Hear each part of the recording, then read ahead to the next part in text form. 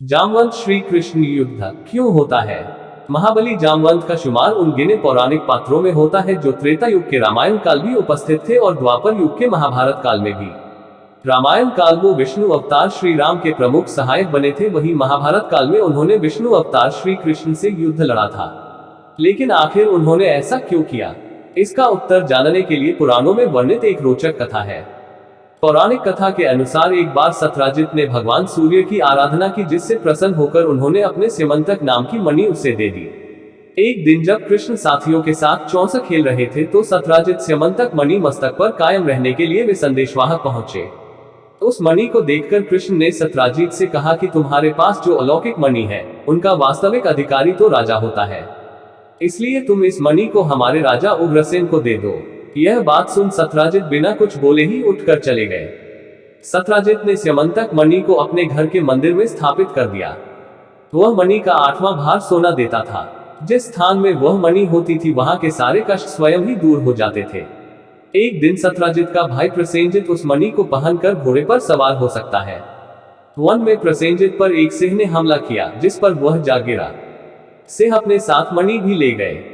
उस सिंह को ऋक्षराज जामवंत ने मारा कि वह मणि प्राप्त कर ली और अपनी गुफा में चला गया।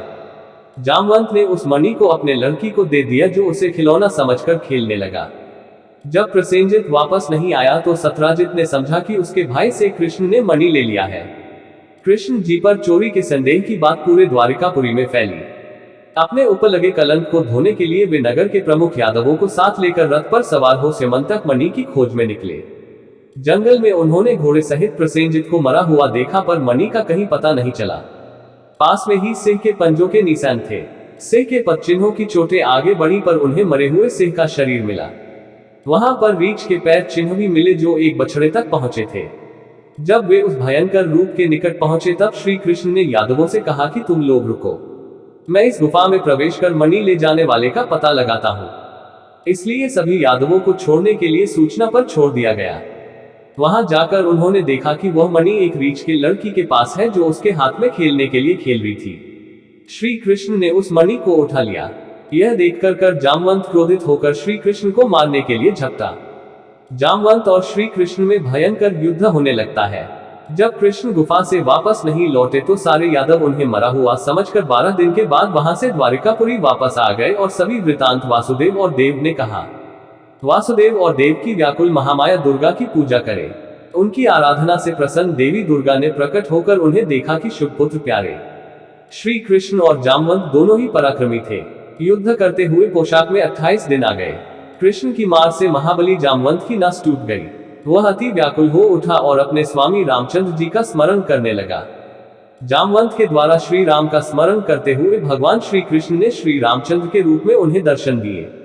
जामवंत उनके पैरों पर गिर पड़े और बोले, हे भगवान, अब मैंने जाना कि आपने यदुवंश में अवतार लिया है।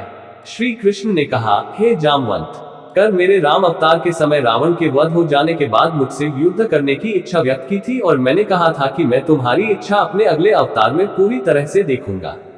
अपना वचन सत्य सिद्ध करने के लिए ही मैंने बिल्कुल युद्ध किया है। जामवंत ने भगवान श्री कृष्ण की कई प्रकार से स्तुति की और अपनी कन्या जामवंती का विवाह उनसे कर दिया। कृष्ण जामवंती को लेकर द्वारिकापुरी पहुंचे। श्री कृष्ण ने सत्यराजित को बुलवाकर उसका मणि उसे वापस कर दिया। सत्यराजित अपने श्री कृष्ण पर ये लाचार कलंक के कारण अति लज्जित और पश्चाताप करने लगे। प्रायश्चित के रूप में उसने अपनी कन्या सत्यभामा का विवाह श्री कृष्ण के साथ कर दिया और उसने मणि भी उन्हें दहेज में दे दी। कृष्ण ने उस मणि को स्वीकार न करके सत्यराजित को वापस कर दिया।